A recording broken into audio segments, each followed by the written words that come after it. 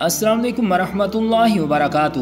ناظرین کرام، تاریخ میں ایسی گناہگار عورتیں گزری ہیں جن پر اللہ تبارک و تعالیٰ نے لعنت فرمائی ہے۔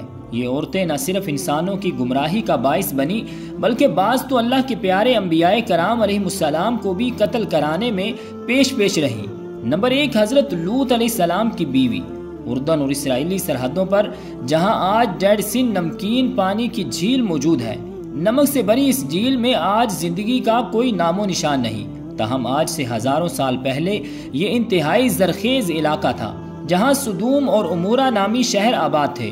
یہی وہ قوم تھی جس پر اللہ تبارک و تعالیٰ نے حضرت لوط علیہ السلام کو نبی بنا کر بھیجا۔ اس قوم کا گناہ بہت بڑا تھا، ایسا گناہ اس سے پہلے کسی قوم نے نہ کیا تھا۔ اس قوم کے مرد مردوں کے ساتھ اور عورتیں عورتوں کے ساتھ بدکاری کرتی تھی۔ حضرت لوط علیہ السلام کی بیوی جس کا نام وائلہ تھا، وہ بظاہر تو حضرت لوط علیہ السلام کی بیوی تھی، لیکن وہ اندر سے کافروں کے ساتھ ملی ہوئی تھی کیونکہ وہ اپنی قوم کا ساتھ دیتی تھی۔ اس بیوی کے لیے اور کیا بد نصیبی ہوگی کہ یہ عورت ساری زندگی ایک نبی کے ساتھ رہتے ہوئے بھی اللہ کے حکم کی نافرمان رہی۔ جب حضرت لوط علیہ السلام کی قوم نے آپ کی باتوں کو ماننے سے انکار کیا تو اللہ تعالیٰ کے فرشتے نوجوانوں کی صورت میں اس بستی میں ظاہر ہوئے جو حضرت لوط علیہ السلام کے گھر میں قیام پذیر ہوئے۔ حضرت لوط علیہ السلام کی بیوی جو اپنی قوم سدوم کے ساتھ ملی ہوئی تھی، اس نے جا کے اپنی قوم کو بتا دیا کہ نوجوان ہمارے گھر میں ٹھہرے ہوئے ہیں۔ ان لوگوں نے حضرت لوط علیہ السلام کے گھر کو چاروں طرف سے گھیر لیا۔ اس پر فرشتوں نے حضرت لوط علیہ السلام کو ان کی قوم پر عذاب لانے کی خبر سے آگاہ کیا اور آپ علیہ السلام کو حکم دیا کہ آپ اپنے گھر والوں کو لے کر یہاں سے نکل جائیے۔ حضرت لوط علیہ السلام ابھی راستے میں ہی تھے کہ ان لوگوں پر اللہ تعالیٰ کی طرف سے پتھروں کی بارش ہونا شروع ہو گئی۔ آپ علیہ السلام کی بیوی جو اپنی قوم کا ساتھ دیتی تھی، وہ بھی اپنی قوم کے ساتھ ہی پتھروں کی بارش میں ماری گئی۔ سدوم کے پہاڑوں میں آج بھی وائلہ کی آبادی موجود ہے۔ حضرت لوط علیہ السلام کی بیوی کا تذکرہ قرآن پاک کے علاوہ بائبل میں بھی موجود ہے۔ نمبر 2، حضرت نوح علیہ السلام کی بیوی۔ قوم نوح شرک جیسے گناہ میں مبتلا تھی۔ اس قوم کے لوگوں نے اپنے سرداروں اور نیک لوگوں کے بت بنا لیے اور ان کی عبادت اور پوجا شروع کر دی۔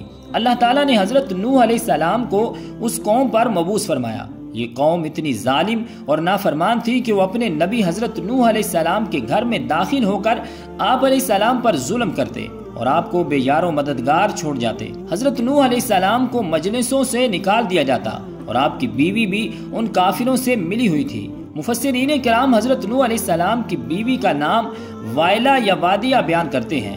یہ عورت کافر ہی نہیں بلکہ اس کا رہن سہن بھی کافروں جیسا تھا۔ حضرت نوح علیہ السلام کی بیوی کافروں میں شریک ہو کر آپ علیہ السلام کو دیوانہ اور مجنوں قرار دیتی۔ یہ عورت بتوں کی بڑی تعریف کرتی تھی۔ جب کوئی بندہ بتوں کو چھوڑ کر ایک خدا کی طرف مائل ہوتا تو یہ عورت اپنی قوم میں جا کر اس آدمی کا نام بتا دیتی، جس سے قوم نوح کے لوگ اس بندے کو مارتے اور پیٹتے۔ اس طرح سے وہ بندہ ڈر اور خوف کی وجہ سے دوبارہ بت پرستی کے اندر مبتلا ہو جاتا۔ وائلہ نامی اس عورت نے حضرت نوح علیہ السلام کے ایک بیٹے یام کو بھی کفر میں مبتلا کر رکھا تھا، لہٰذا آپ کا یہ بیٹا ماں کی طرح کافروں سے مل کر آپ علیہ السلام کی مخالفت کرتا تھا۔ اللہ تعالیٰ نے اس عورت کی بدبختی قرآن پاک میں بیان کی ہے اور اس کی تفسیر احوال بائبل میں بھی درج ہے۔ جب اللہ پاک نے حضرت نوح علیہ السلام کی قوم پر سیلاب کا عذاب نازل کیا تو آپ علیہ السلام کی بیوی اور نافرمان بیٹا بھی اپنی قوم کے ساتھ برباد ہو گئے۔ نمبر 3، دلائلہ۔ وہ عورت ہے جس کا نام کئی صدیوں سے بے وفائی اور دغا بازی میں بہت مشہور ہے۔ دلائلہ کا ذکر قرآن پاک اور بائبل میں پڑھنے کو ملتا ہے۔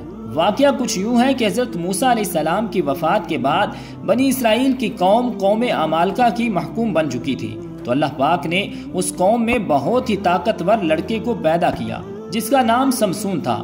سمسون اس قدر طاقتور تھا کہ وہ اکیلا ہی ہزاروں بندوں کا مقابلہ کر لیتا تھا۔ قوم بنی اسرائیل نے اس بندے کی صلاحیتوں اور بہادری کو دیکھتے ہوئے سمسون کو اپنے قاضی کے عہدے پر فائز کر دیا اور سمسون کی طاقت کے ذریعے قوم عمالقہ پر فتح حاصل کرنے کی کوشش میں لگ گئی۔ دوسری طرف قوم عمالقہ سمسون کی طاقت کا راز جاننا چاہتی تھی، اس لیے انہوں نے اپنی قوم کی ایک لڑکی جس کا نام دلائلہ تھا، اس کو سمسون کی بہادری اور اس کی صلاحیتوں کا راز دریافت کرنے کے لیے سمسون کے پاس بھیجا۔ سمسون اس لڑکی کو دیکھ کر پاگل ہو گیا اور اس کی محبت میں وہ دیوانہ ہو گیا۔ اس نے اس لڑکی کو اپنی صلاحیتوں کا راز بتا دیا۔ سمسون کہنے لگا کہ اس کی طاقت کا راز اس کے لمبے بال ہیں۔ ایک دن موقع پاتے ہی دلائلہ نے سمسون کے لمبے بال کاٹ دیے، تو اسی رات قوم عمالقہ نے بھی سمسون پر حملہ کیا اور اس کو گرفتار کر لیا۔ پھر ایک دن قوم عمالقہ سمسون کو گرفتار کر کے جشن منا رہی تھی، تو سمسون نے اللہ پاک سے دعا کی کہ اے اللہ مجھے معاف کر دے۔ اللہ پاک نے سمسون کی توبہ کو قبول کرتے ہوئے اس کی تمام طاقت واپس لوٹا دی۔ جس ستون کے ساتھ سمسون کو باندھا گیا تھا، سمسون نے اس ستون کو اپنی طاقت سے کھینچا تو سارے کا سارا محل زمین بوس ہو گیا، جس کے نتیجے میں دلائلہ اور قوم عمالقہ کے بے شمار لوگ موت کے گھاٹ اتر گئے۔ نمبر 4، جیزابل۔ جیزابل لبنان کے بادشاہ کی بت پرست بیٹی تھی۔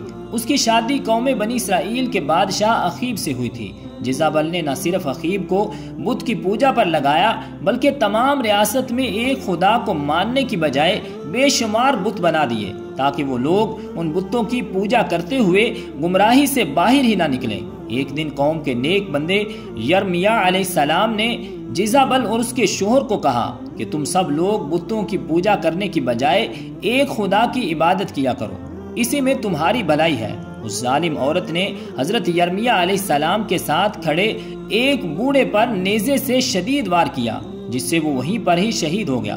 تو حضرت یرمیہ علیہ السلام نے اس عورت کو بد دعا دی کہ بہت جلد تیرے حسین و جمیل بدن کو کتے نوچ نوچ کر کھائیں گے۔ اس کے بعد اللہ پاک نے اس قوم پر حضرت الیاس علیہ السلام کو بھیجا، تاہم یہ ملکہ ایمان لانے کی بجائے آپ علیہ السلام کو بھی مارنے کے لیے تیار ہو چکی تھی۔ پھر ایک دن حضرت یرمیہ علیہ السلام کی بد دعا رنگ لائی اور ملک اسرائیل کی سرحدوں پر قبائلی وحشیوں نے حملہ کر دیا۔ ان لوگوں نے ملکہ جیزابل کو زخمی حالت میں سڑک پر پھینک دیا، یہاں تک کہ بہت سے جنگلی کتے جیزابل کے ارد گرد جمع ہو گئے۔ کتوں نے اس کی لاش کو نوچ نوچ کر کھایا۔ نمبر 5، عطالیہ۔ حضرت الیاس علیہ السلام کے دور سے تعلق رکھنے والی جیزابل نامی ملکہ کی بیٹی تھی، جس کا نام عطالیہ تھا۔ یہ لڑکی بھی اپنی ماں کی طرح بہت حسین اور جمیل تھی۔ یہ بھی کافر تھی اور اس کی شادی یہودا کے بادشاہ یہورام سے ہو چکی تھی۔ اس قوم میں بھی ہر جگہ بتوں کی عبادت ہونے لگی۔ اس قوم پر بھی وحشی لوگوں نے حملہ کیا، جس وجہ سے وحشیوں نے یہورام کو بھی قتل کیا۔ لیکن یہ بادشاہ ایک غار میں چھپ گیا، جس وجہ سے اس غار میں اس بادشاہ کی موت ہو گئی۔ وحشی ملکہ عطالیہ اور اس کی بیٹی اغزالیہ کو اپنے ساتھ ہی لے گئے۔ ان ماں بیٹیوں کو بہت زیادہ ذلیل و رسوا کرنے کے بعد دونوں کو آزاد کیا۔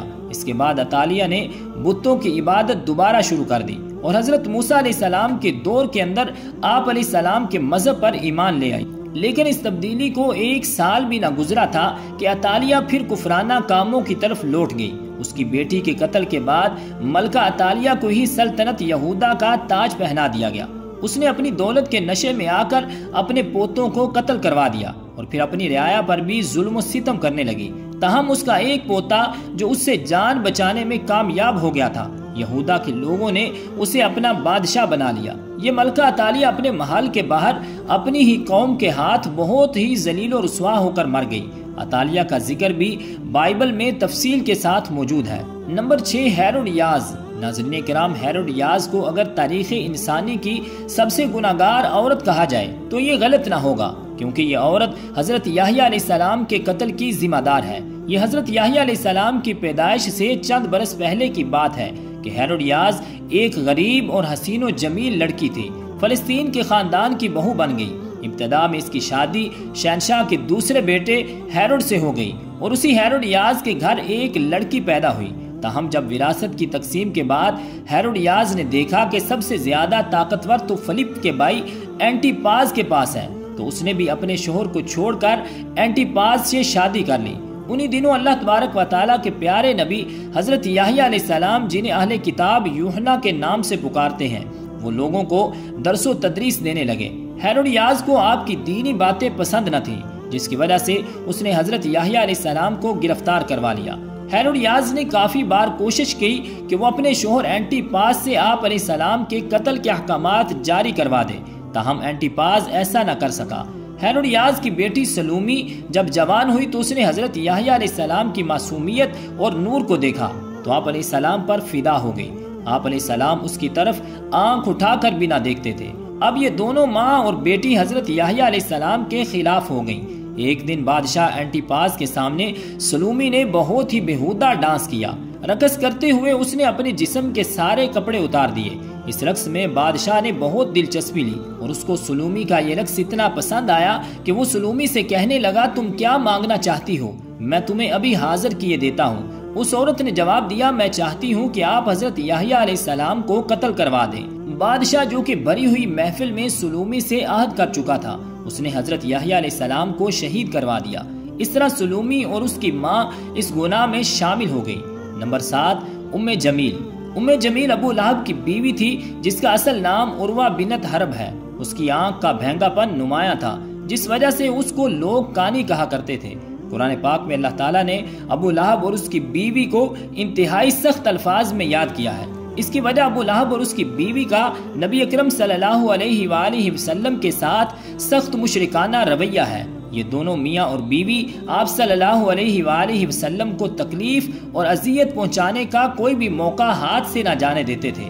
روایت کے مطابق ام جمیل نبی کریم صلی اللہ علیہ وآلہ وسلم کی راہ میں کانٹے بچھایا کرتی تھی۔ جب سورت لہب نازل ہوئی تو ابو لہب کی بیوی غصے سے بے قابو ہو گئی اور بہت ہی بڑا پتھر اٹھا کر مکہ میں رسول کریم صلی اللہ علیہ وآلہ وسلم کی تلاش میں نکل پڑی۔ یہ کعبہ میں حضرت ابو بکر کے سامنے اس حالت میں آئی تو اس کے منہ سے جاگ نکل رہی تھی۔ یہ نبی کریم صلی اللہ علیہ وآلہ وسلم کے خلاف انتہائی نازیبا الفاظ بولتی رہی۔ حالانکہ آپ صلی اللہ علیہ وآلہ وسلم اس وقت حضرت ابو بکر صدیق رضی اللہ تعالی عنہ کے ساتھ ہی موجود تھے، لیکن اللہ تعالیٰ کے رحم و کرم سے ام جمیل آپ صلی اللہ علیہ وآلہ وسلم کو دیکھ ہی نہ سکی۔ وہ وہاں سے گھر کی طرف روانہ ہو گئی۔ بے شک ام جمیل تاریخ کی بدبخت ترین خواتین میں شامل ہے، کیونکہ اس نے نبی آخر الزماں سرور کائنات حضرت محمد صلی اللہ علیہ وآلہ وسلم کو بے شمار تکلیفیں پہنچائیں۔ تو رب ذوالجلال کی بارگاہ اقدس میں دعا ہے کہ خالق کائنات ہمیں نیک عمل کرنے کی توفیق اور ہمت عطا فرمائے۔ آمین بجاہ النبی الکریم الامین۔